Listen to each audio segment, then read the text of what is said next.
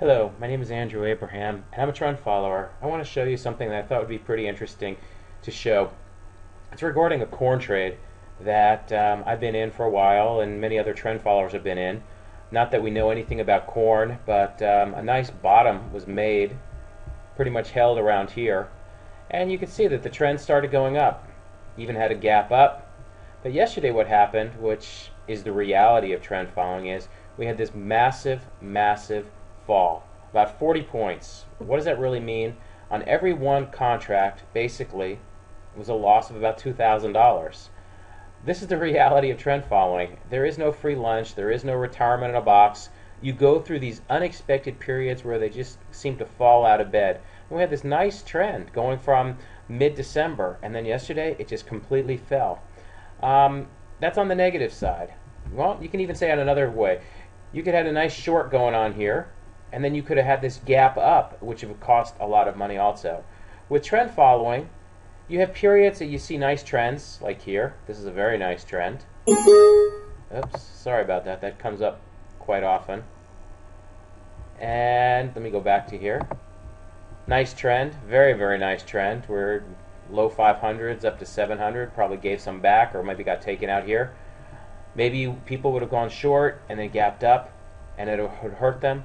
Examples are like yesterday, where you have just absolute drops in the market. You can't control them. The only thing that you can control is your risk. That's why it's so important. What I really suggest to people is don't risk more than 1% on any trade. So any one trade doesn't blow you up. And we've seen examples last year that these one trades have blown up traders, like the Swiss franc trade blew up Dighton. So I risk 1% of my account on any one trade. What that really means is if I have a $100,000 account, my maximum loss I'm willing to take is $1,000. And I look at my actual, from my entry to my exit, to determine my risk per trade. If it surpasses that 1% risk, or that 1,000, which actually a $100,000 account is kind of small for futures. But the reality is then I just don't take the trade, because things can go very ugly very easily and very quickly. The other thing too, what I always do is I also look at my correlation. If I had a lot of in the grains yesterday, I would have had a big problem. The grains had some problems yesterday, so I limit my sector risk also to no more than 5% of my account size. So use a simple example. Let's say that my account size is 100,000. I don't want to have more than $5,000 actual risk in that sector. I don't care if it's corn or soybeans or wheat or bean oil or soy meal, any of them. Then I look at my open trade equity risk. I cap that out also. What I say is, this is what I do. Doesn't mean this is what you need to do. You have to trade your own personality. When I say I'm willing to take a 1% risk, you might think, well, that's nothing, and you're more aggressive and you can handle the drawdowns. Well, the reality is when you go through a drawdown, you kind of get this uneasy feeling in your stomach that maybe it won't come back so quickly, or it's a bigger loss than you're willing to take.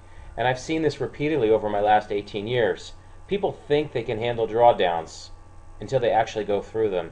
So really, my whole mantra, what I try to do is I try to mitigate the drawdowns, and I'm going to put a parenthesis around mitigate, because you can't. I mean, you're always going to have drawdowns, you're always going to have losses. You also have some grid periods that, things go to unexpected returns, but it's better to give you the reality so you don't have unfulfilled expectations or surprises.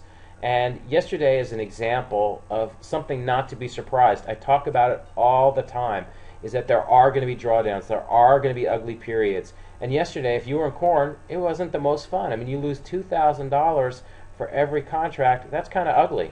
But I'll tell you the truth, it'll happen again and again and again. So the whole key why I bring it up is you need to have proper risk management and money management. You need to have a trading plan.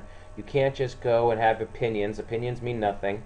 And I am in the process of organizing a course that I'll be teaching a select group of clients, and how to trend follow, how exactly I do it, how I've done it for the last 18 years. And as the example is yesterday, it's sure not easy.